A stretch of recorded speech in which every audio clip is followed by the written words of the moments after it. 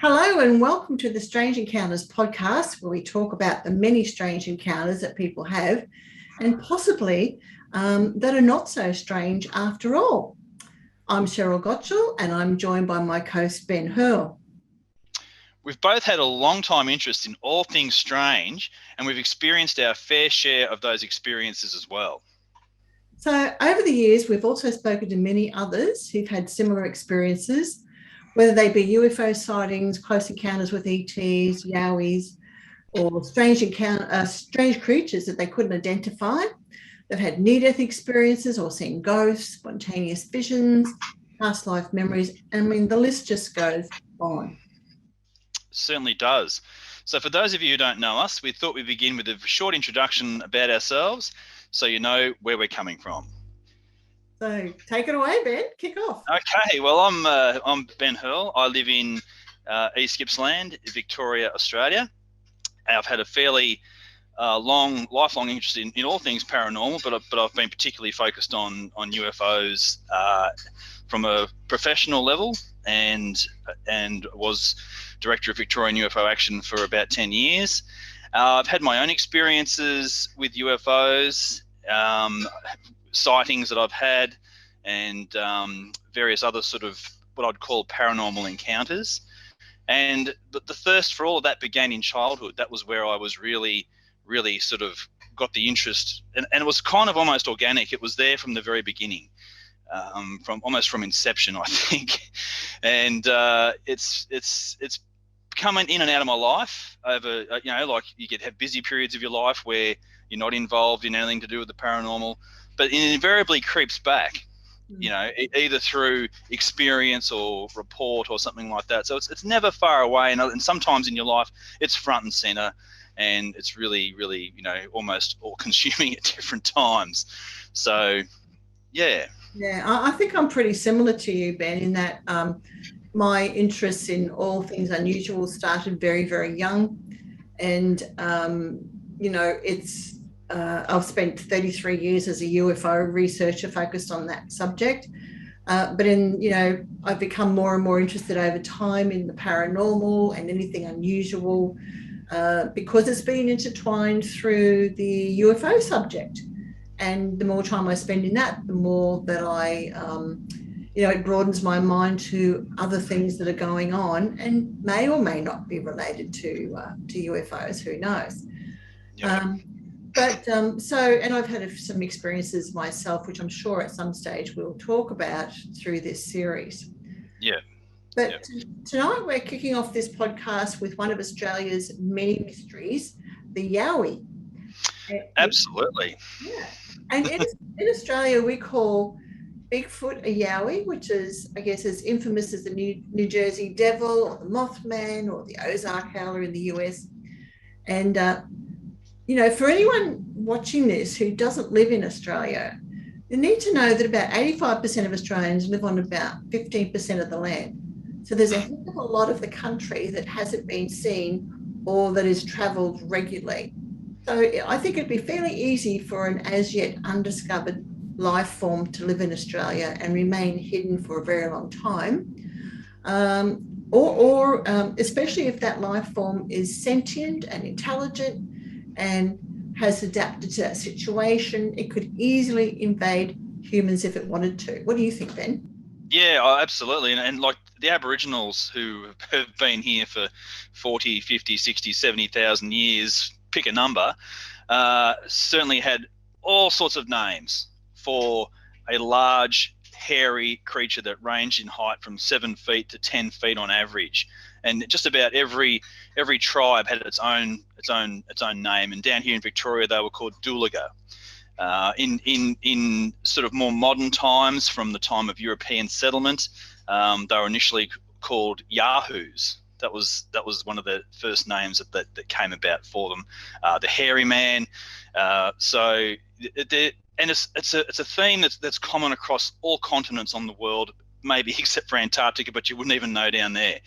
So each continent, a lot of countries have these stories that come out, and Australia has got a vast background of credible reports of something that is out there in our land. To just say, like, it's a very urbanized country and everybody lives centrally around the cities, and there's so much area out there where something like that could easily exist. And I think that a lot of people, like Australia, can fit across the whole of the United States, so it's a very big continent. So there's and as you said, the most of the inhabitants live along the coastline, and not a whole lot of people live in the entire middle, except for some of the indigenous people and some of the farmers who have large rural properties, and there's less and less of those today than what there used to be.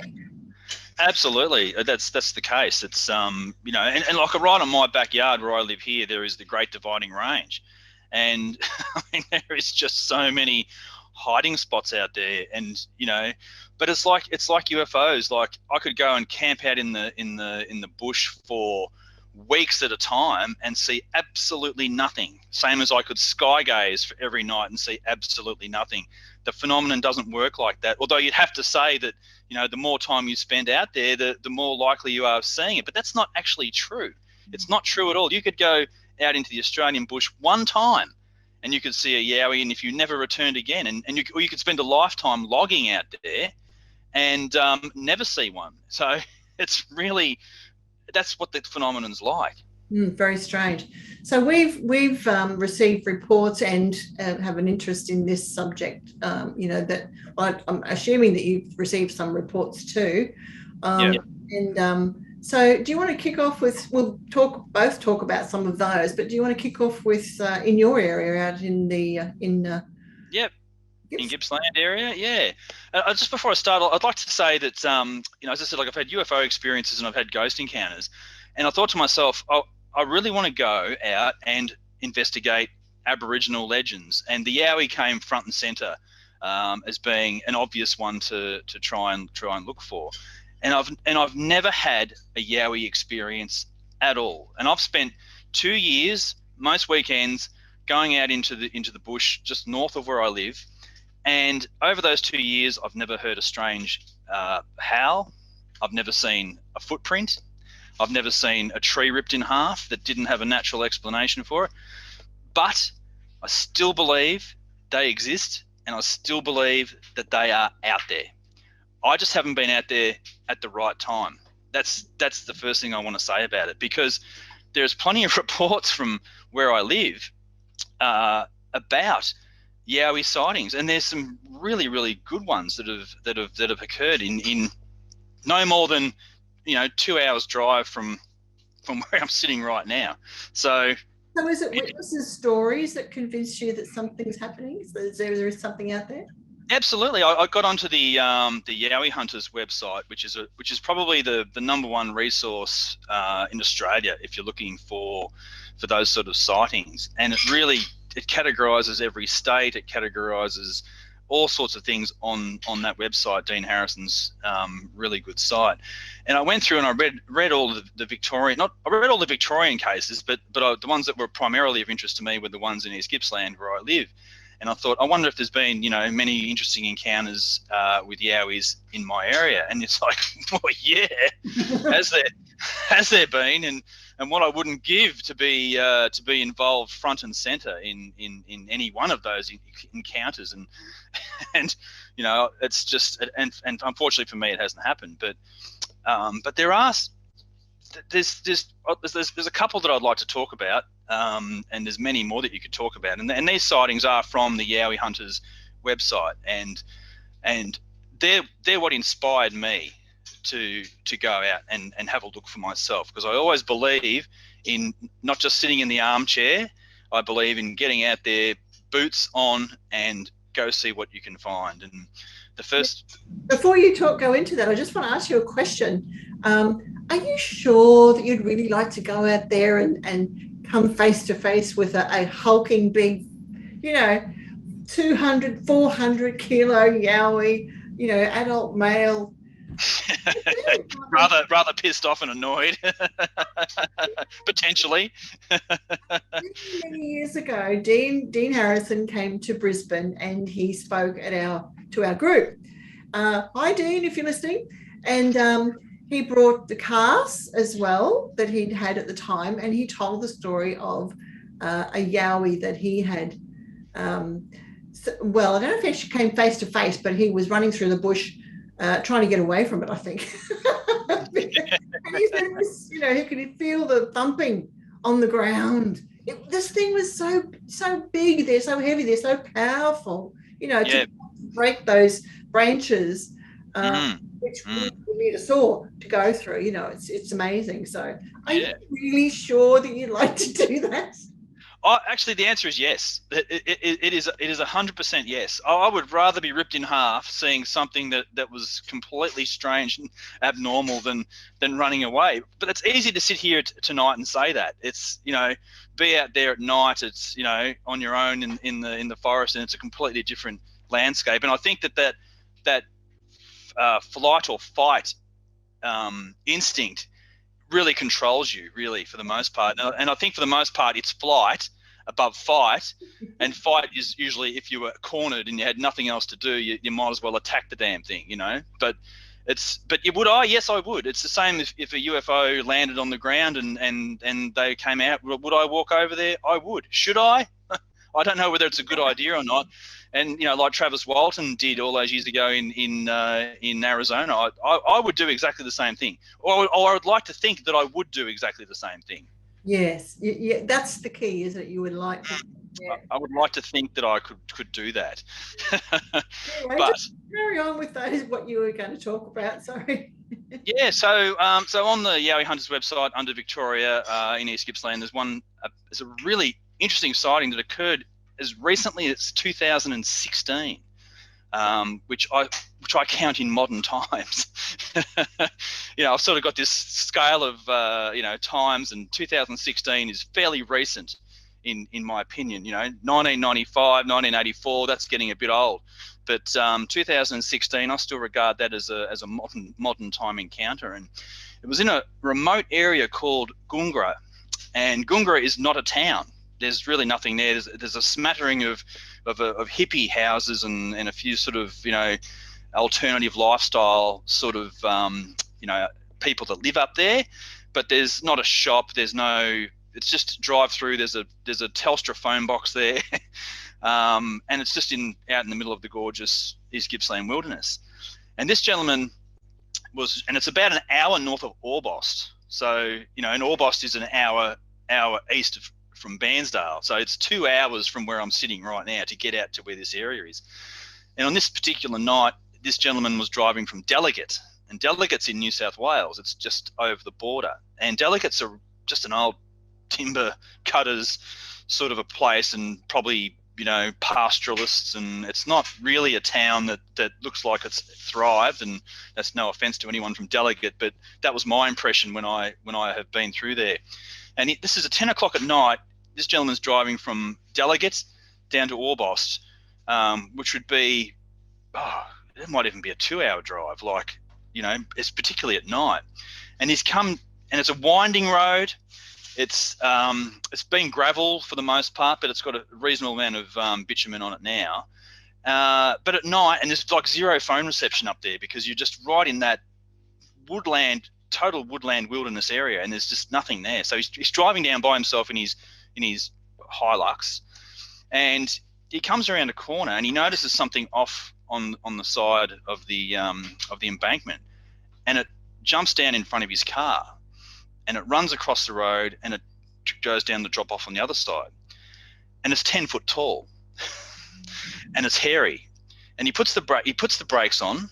And he comes to a not such a screeching halt, but he stops about 50 meters further down, and he looks back in his rearview mirror, really puzzled about what Chewbacca just ran past him in the middle of the bush, and he sees the thing come back up the hill onto the road, and you can see its eyes, and in his tail lights, its eyes are sort of glowing an orangey color, and it starts screeching. And he said it was a bellowing, screeching sound, incredibly loud. And he said there was like a rotten egg sulfur smell. So there's this rotten smell that was coming everywhere. So he decided he'd drive.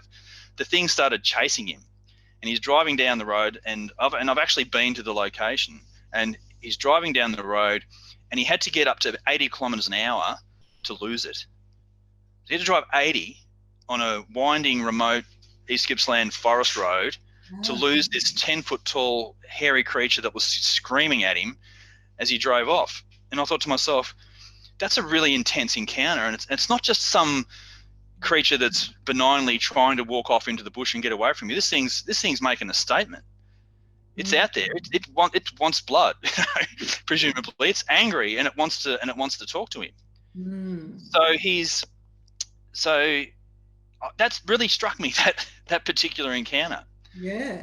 In a lot of encounters, because a lot of them aren't necessarily that sort of violent, or Yowie showing that level of violence. And people can say, yes, Ben, there's plenty of violent encounters, but in my region where I was particularly interested in, that was the most violent of the encounters, in terms of the thing chased him and he had to drive about 80 kilometers an hour to lose it, and very reluctant to drive at night, as you could understand since. Wow. Yeah, that'd be very frightening. Yeah. So I made the decision that this has to be seen. So one weekend, jumped in the car and headed out at about 4 o'clock in the afternoon. So I went, I wasn't going to go there at 10 o'clock in the morning. I wanted to go there when it's dark, and stayed out there until about 8 p.m, I suppose. And it's really remote, and I was a little bit apprehensive. I actually was apprehensive, because I thought, this is the exact area where this incident occurred. There's no one around, there's no phone reception. So what if you see it again? Yeah. And that was one of my stops that I went and visited, because I thought that was well worth checking out. Yeah. So what would you have done if you came face to face with it? I mean, what would you do? What can you do? You're in its hands, because there's nothing that you can do. I can't sit down like I'm Frodo Baggins and Gollum and have riddles across the lake at each other, like in The Hobbit, and with this strange creature. This creature's got its own emotional response to me being in its area, and so therefore I am completely at whatever its reaction is. So if its reaction is shy guy, and it wants to go away, then okay, I can maybe follow it a little bit, and but if it's coming screaming towards me, ripping trees and bellowing at me and hitting me with its worst breath, then what do you do? Yeah, exactly. Can you outrun it? No, you probably can't outrun it. Be prepared to die. But I saw it. But I saw it. That's correct. I saw it, and Even if you couldn't tell anyone about it, then. If I couldn't tell anyone about it, exactly right. I couldn't tell, but at least I had the experience, and and tore my head off my shoulders. Yeah, but I have. I think it was Ray Doherty from the Australian Yowie project. I think was it him? Someone was telling me that, which makes sense, it's logical, that the further out from a civilization that you go, the Yowies that are not used to people are much more aggressive. Yes. Because they're not used to humans, but closer into the cities where they're on the outskirts in the bushland, where they see humans, they're familiar with them, they know to stay away, but they know that they're around. They're less aggressive if you happen to stumble across them. Yes, exactly. And there's cases even as close as Cranbourne, down in Melbourne, where in the late 80s, not so much now because Cranbourne's exploded as a population centre, but back then, right on the fringe of an Emerald, which is up in the Dandenong areas, like there's reports from those areas which are right on the fringes of what you would call Melbourne Central. There's reports coming out, but flash back to Goongra, where it's in the middle of nowhere, and you're a Yowie and you're out going for your Saturday night walk, and then someone nearly knocks you over in his car, you're going to be fairly angry at him. Yeah. So I can understand that reaction. And also perhaps, and you could also say, well, maybe that was a scared reaction from a Yowie too, potentially. Yeah. Maybe that was its response to being startled. And there's some theories that maybe there's a lot of bluff with it, like a male gorilla. So a male gorilla will stomp and make a lot of noise, but is he really actually gonna? Is he? It's not often they tear people's heads off. In fact, hippopotamuses kill way more people than a gorilla ever would. Yeah. So interesting. Yeah. Yeah. So well, I cut in here with some of the things that have been going on in around Queensland. Sure. Yeah. Because there are, just like you were talking about that area in Queensland, there's places like around Cardwell, which is about 2 hours south of Cairns, where I just spoke at the Cardwell UFO Festival on the weekend gone, and I do know that they have reports of small hairy men, Black Panthers, Yowies, UFO sightings. Actually, they're so well known, they're called Cardwell Nights. So there's a lot goes on in that area. Yeah. Cardwell is one of the hotspots for Yowies. Coomera, south of Brisbane, where I am in Queensland, it's about 30 to 40 minutes south. And it's anyone who goes to the Gold Coast for a holiday, it's near Dream World. And that area there, over the years, has been there's been some reports around there. In fact, I received a report from there many, many years ago, back in the 90s, of a man, and this is before we had the 4-lane highway both ways, where a man was driving late at night on the highway going south from Brisbane to the Gold Coast, and he saw this tall, large, brown, hairy humanoid just lope across the highway near Dreamworld at Coomera, just sort of, flashed up in the headlights, not in a huge hurry racing across, but just loping across the highway and just disappeared into the darkness. So that's close to people, basically, people living around there. But there's also in the area of Woodinbong as well, Kilcoy, which is north of Brisbane, and it's where the Yowie's been seen. It's actually a long time icon actually in the Kilcoy region. So much so that they have a statue of a Yowie in the town. And the Kilcoy story began in 1979 when 2 Brisbane students had an encounter while camping in nearby bushland. Apparently, they were confronted with a 2 to 3 metre brown-haired creature. Of course, Yowie hunters and the media descended on the town, and suddenly Kilcoy was the Yowie capital of Australia. But there have been, other reports in that area. Actually, a funny story about Kilcoy, because they've got Yowie pins, Yowie coasters, Yowie burgers. They've really cashed in on it all, Good on them.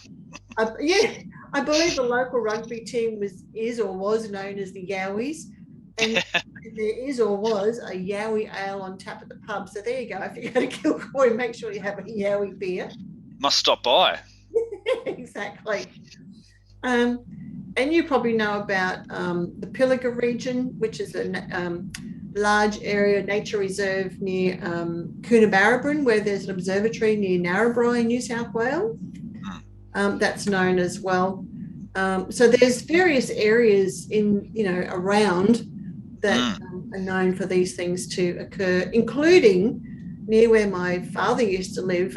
He was up at Hurle, about an hour north of Brisbane, and there's a big big forest there of pine trees, and there have been sightings in there as well. Interesting. And, like people say, well, okay, well, how come some trucker hasn't, knocked one over, on, with his truck? Every other animal out there in Australia is turned into roadkill, on a regular basis, including dogs and cats and everything else. But how come we haven't found a 10-foot yowie splattered out on the Pacific Highway or something like that, or the Bruce Highway or anywhere else? And I think there's a really simple answer to that question. And the answer to that question is that they're intelligent creatures. They don't put themselves in front of 22-wheeler rigs traveling down the road, and okay, there might be the odd human who might manage to do that, but I think that they're too smart for that. And people say, well, we haven't found bones either. How come there's been no archaeological record of yowies? How come we haven't found grave sites or anything like that at all? Well, I think that's also buys into what the question of what they actually are. I don't think you're talking about some ape that's living out in the forests eating nuts and pineapples. It's not like that. I don't think it's. That's why I think you can't just go out there and find a yowie nest easily, because I think that they are perhaps not always. They're not a physical being in the sense that they are, here in the way that we are in this world. I think that they potentially can come and go from this world, and that might sound a bit strange to some people, but I think that that's potentially what the nature of the phenomenon could be. That they are here, they come here, they visit us, and then they go away. And that's why you don't find the record here that says there's a yowie skull. That's a really interesting idea. I've heard it before. And I guess I didn't pay a whole lot of attention to it until I got involved or started learning about David Paulides' missing 411 cases, Yeah. And actually, Barry Taylor and I hosted David here in Brisbane a few years ago. And I believe he started his interest in all of this as a yowie hunter. And I think I was telling you the other day that how, the cases of the missing people and missing children that he'd been investigating, how, some of them had been found dead, some of their remains had been found, but some of them turned up as well. And the ones who'd been found had their clothes folded neatly next to them in some cases. They might be naked, but the clothes were folded neatly on. I think there was one case where he said where there was a child that was taken away, and I think the child was too young to be able to communicate what it saw, but it was cared for because it went missing for about 2 or 3 weeks, I think, and then it was brought back to where it was taken from, if you could say. It went missing. So that's possibly involves a yowie. And that reminds me of a story, actually, of some many years ago. I went to an Ipswich UFO meeting, which is about half an hour west of Brisbane. And there was a guest speaker on that night. They actually switched from UFOs to yowies. And the woman who was talking was a young part Aboriginal woman. And she was from the Woodinbong area, where there are a lot of yowie sightings. And she said that, I can't remember if it was her or her family, relative. Anyway, they were all in the house, and they had young children in the house one night. And she said that a yowie actually came up to the window, and it was looking at the children through the window. Of course, everything was bolted up, and it's rubbing the window like this and cooing, going, "Ooh," like this, towards the children. And I mean, interpret that any way you like. I mean, could that have been a female that had lost its own young and was, sort of young humans? Could it have been one that just connected with young humans? I don't know. But it's really interesting. Yeah. Oh, absolutely. It's the nature of the phenomenon is just incredible, and that's why I think it's really easy for skeptics, because they can just there's some videos, some photos. It's all a bit it's all inconclusive. There's really nothing to it. But if you actually take the time to investigate it properly, even as a casual observer, just like I'm just going to have a look at this. I think that most reasonable people are going to come away with the conclusion that there really are credible reports. There really are, although the evidence might appear sketchy, that across this constant thread of time through Aboriginal prehistory and we're all the way through to early settlement and all the way through up until this very day, people have had credible experiences. And they need to be taken seriously. And I would encourage anyone who's had a Yowie encounter or any paranormal encounter to contact us and share that with us, because it's only in sharing that we can all understand what's going on. If you keep your encounters to yourself, then no one can benefit. And in this day and age, there's plenty of open-minded people that are out there who you can talk to and get support from. And I think that if you have a Yowie encounter, it's like a ghost encounter, it's like a UFO encounter or any other encounter. It has a big effect on your life. You do want to talk about it, and those resources are out there. And I encourage anyone who's had any encounter at all to do that. Very, very true, and feel validated from because there are many other people out there who've had these strange experiences. And I'm reminded of Stanton Friedman, who was a long-time UFO researcher who passed away not that long ago, and he said about skeptics and debunkers, they say that basically the attitude is, don't bother me with the facts, my mind's already made up. I really like that. Right. It applies to so many things. Well, there's another saying that's a famous saying. I don't know who said it, but someone might be able to tell us that, after dark, all men believe in God. So, I love it. Love that. Yeah, after dark, all men believe in God. And I think if you're out you can be a skeptic and you can say, well, I don't believe in any of this stuff. Well, go stay out in Gungra overnight. Yeah. And just see if you might have the feeling that this is possible. Sitting home in your skeptic chair in Melbourne or Sydney or anywhere else for that matter is one thing, but get out into the environment where these things happen. Go to Port Arthur and spend the night in the asylum there and tell me that ghosts don't exist. Yes.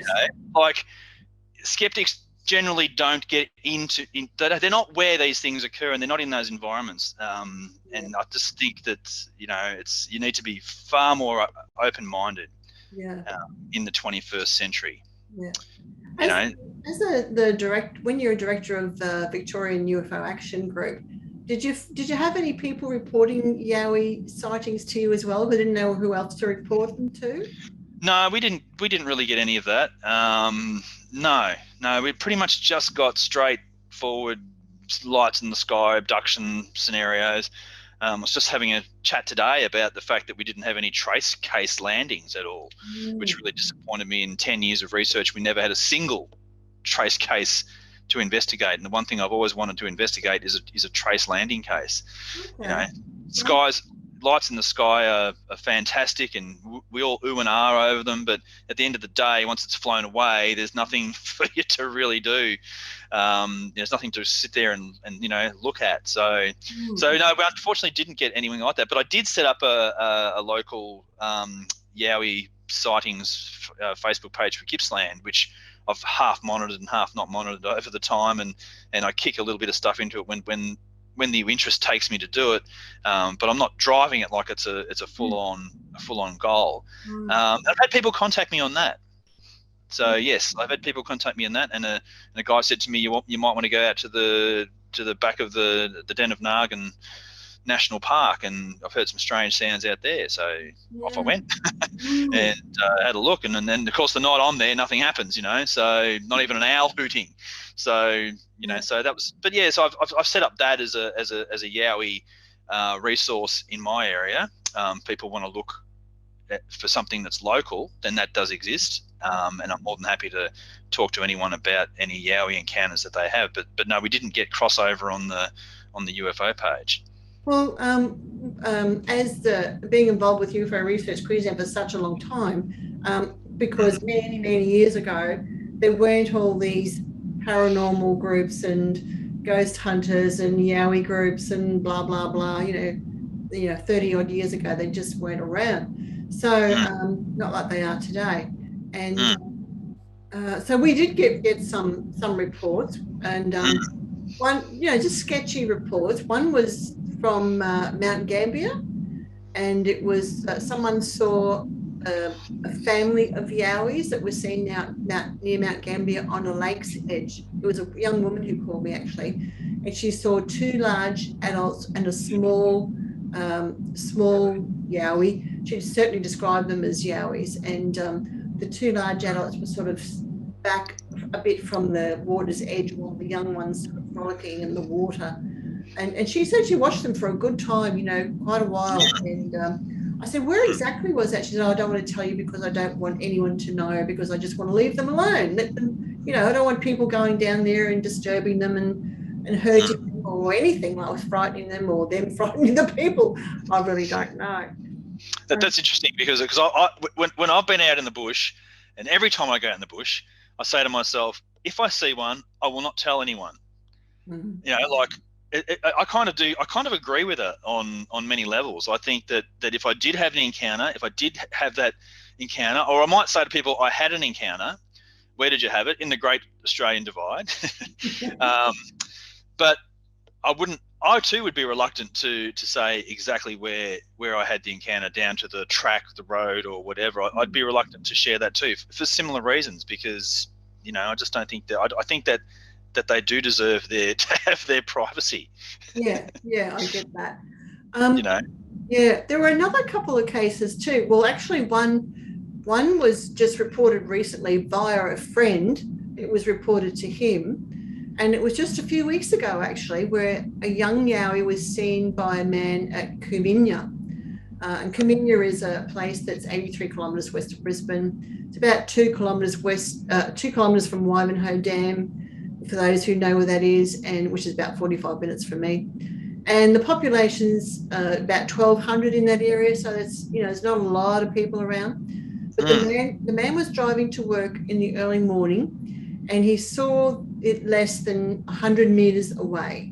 And he just was looking like a kid, about 8 to 10 years old, wearing his mother's fur coat.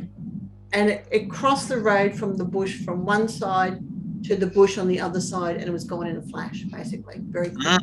Yeah, so that was like just rushing across the road. So that's interesting. And I actually have been going through the Rolodex in the head, and I can recall a Yowie encounter that I was told about while on a UFO investigation, and it was in Dargo, which is a really remote area.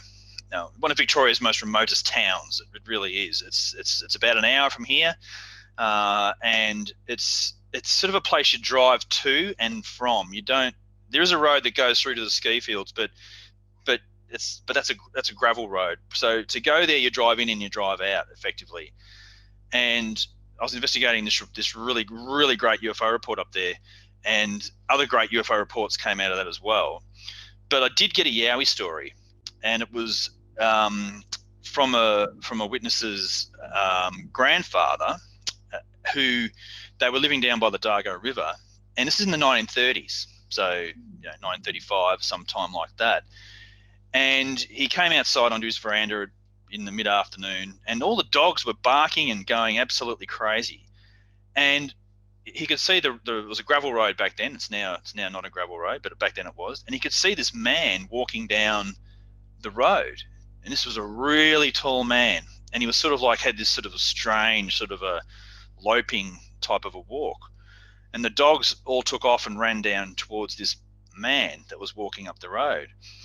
And he said that the man on the road let out this almighty bellow and sort of like growled at the dogs, and then he turned and ran off the road up the hill into the bush. And he could then see these trees shaking violently in the bush, and the sounds of snapping, saplings or whatever you want to call, maybe wholesale branches being snapped. So that was the one Yowie report that I had in my time of UFO investigating, because I thought, I did get one, but it's a cold case, but I did have one. But but interestingly, I just wanted to talk about another one that was down my way, and involved a female Yowie, because we talk about this whole sort of like nuclear family thing of, you know, dad, mum, and two little ones. Wonder if they did the census. You know, they should be included in the census. But this case was in an area called Darriman, which is sort of it's in East Gippsland, but it's more towards the coast, in the Muldullulong State Forest. And this one's an older case, but it's in winter 1985. And on a farm, there was a farmer and his son, and his son was bored one day, and he said to the boy to rug up and go for a walk up 4 Mile Creek, which ran through the property. And he went walking up this creek bed, just, you know, with his coat on, and just walking along. And then all of a sudden, he came to a part in the creek where there was like a wide area, and he could see this creature hunched down on its forelegs, I suppose, or in a kneeling position. And it noticed that it was obviously a female, that it had these pendulous breasts, all covered in hair, and this really pungent smell. And the creature was drinking water in the creek, and it looked up, and it looked straight at him. And the boy turned around and bolted back home. And he said to his father, "I saw a hairy woman up in the creek. Some hairy woman up there." And his father said, "Well, we're going to go back and have a look." And he said, No, I don't want to go back up there. Like, no. And the father sort of had to drag him by the ear back up there. And they went up there, and the creature had gone. And they said it smelt like sort of like an off chicken broth soup sort of a smell. There's always these murky smells that are reported around. They smell horrendously bad, you know. So I thought that was an interesting female encounter, as opposed to something that's alpha and, you know, chest thumping and bellowing. Yeah. So there was what was it, about 4 years ago, I think. Barry and I were at a Skywatch down at Glen Innes, which is about 4.5 hours drive southwest of where I am. And anyway, we were up at some people would know Glen Innes for the standing stones that they have there. And they have an annual a festival every year, a Celtic festival there. And that's a lot of people just flock there for that festival. Otherwise, the place is, you know, not a whole lot of people around. I mean, Glen Innes is a town. I think there's about 6,000-7,000 people there. I don't know, but they're sort of in the town, then they're just way spread out. But anyway, but at this Skywatch, there was a local there who told us about now this is a fourth-hand account, but he told us about his son's friend and mate who'd gone camping, possibly to go shooting because they had guns with them. That's sort of unclear. It was evening. They were away from their camp, and when they returned, they found that it was turned upside down. And anyway, they're sort of thinking, what the heck, you know, what's gone through here? Anyway, they heard something move in the bush, and they saw 2 red eyes. And it wasn't down near the ground like a dingo or anything like that. It was up high. Yeah. They became a bit scared. So what does every Australian who has a gun in his hand do when he gets scared out in the bush? You know, shoot off a couple of shots, and at whatever it was in the bush, because it was large. They heard the bullets go thump, thump into it, but there was no scream, no reaction, no sound of a body dropping on the ground, nothing like that.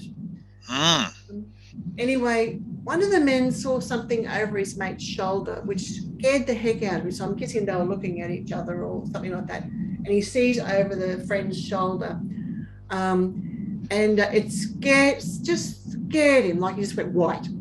And anyway, so he gets in his car, and the other mate gets in the car with him. They take off, leave the camp.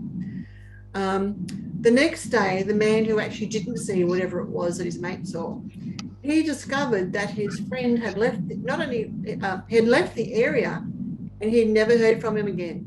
He was so freaked out, he just took off.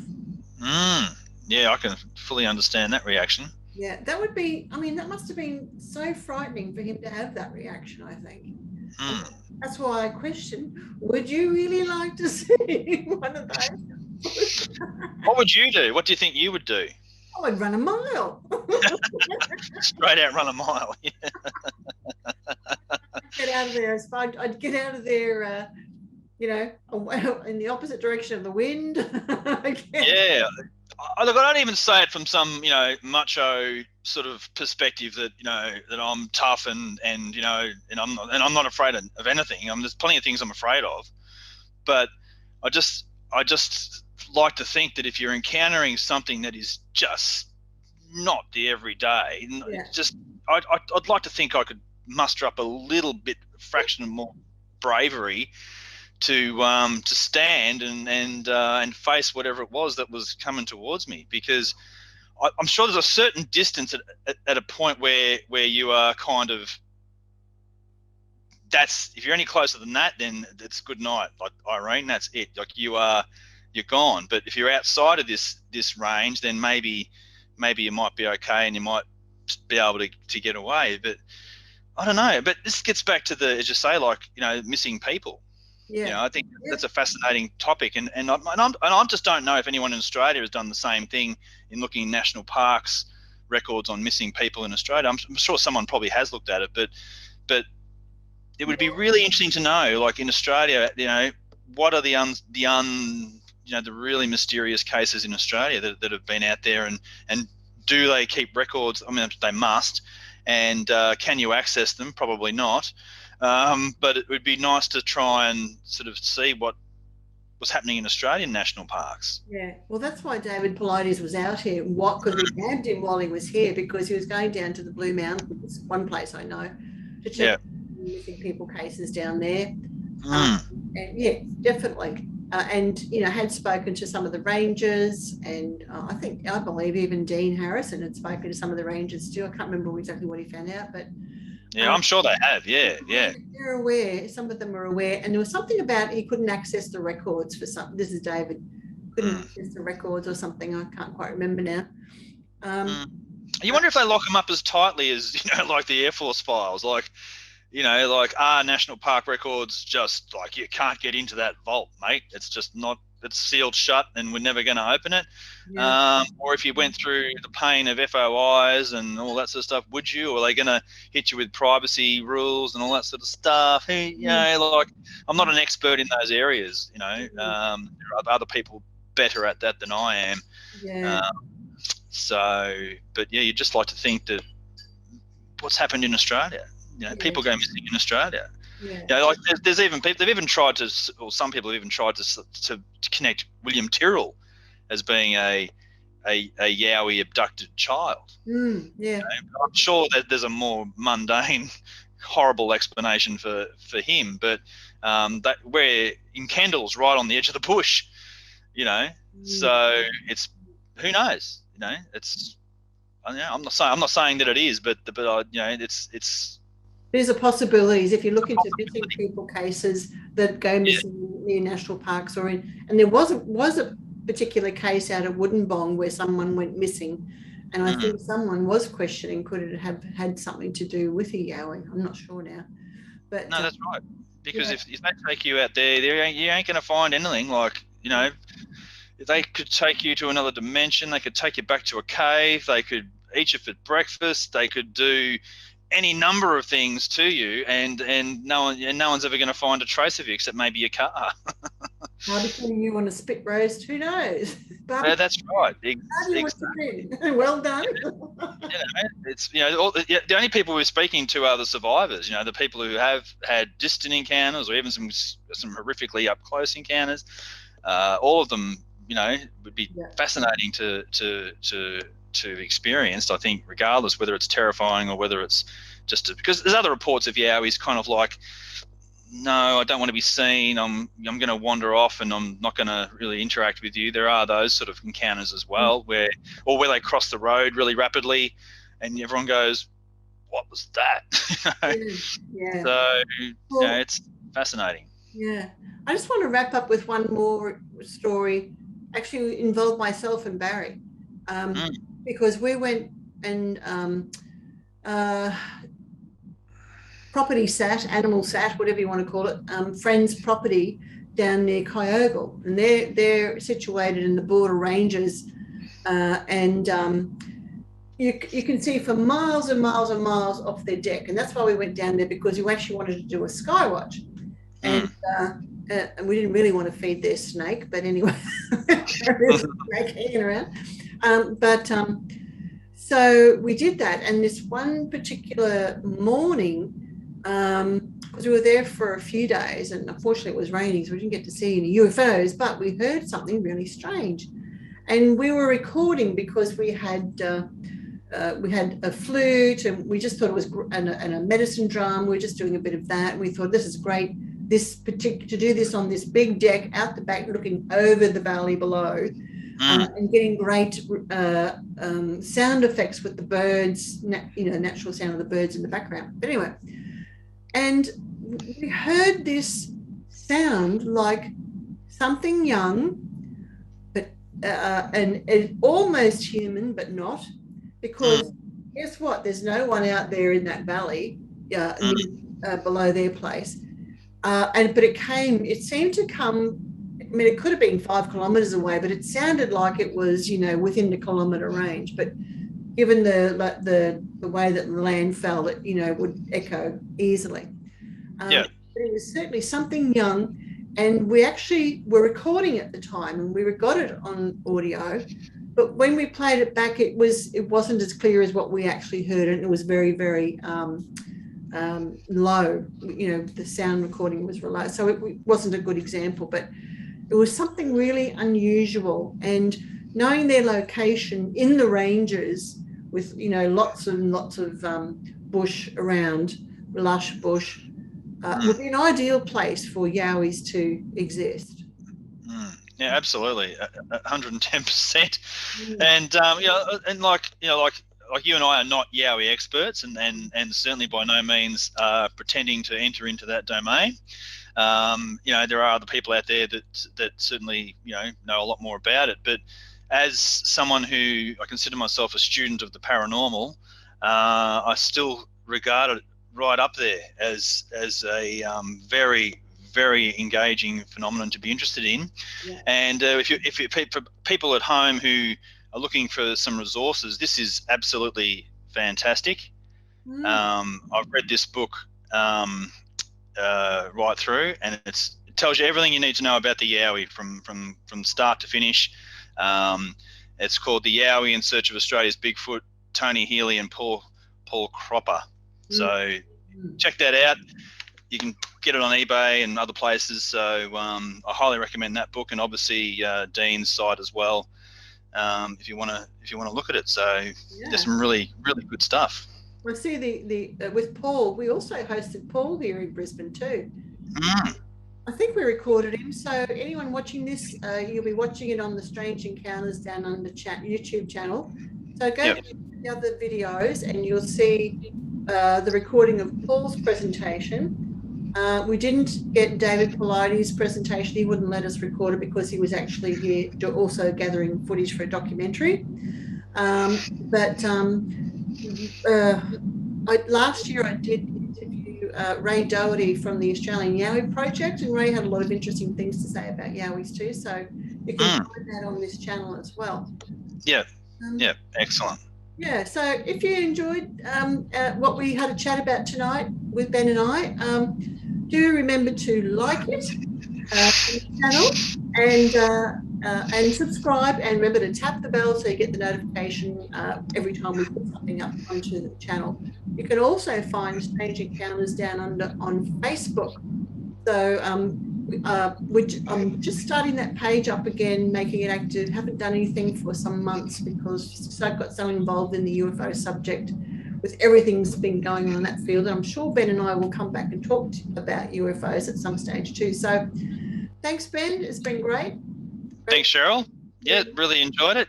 Yeah. And everyone, we will be back. We're not going to say we're going to do this weekly or regularly, but we're certainly going to do it when we find the time and find a subject that we both find very fascinating. So until next time, take care and see you again.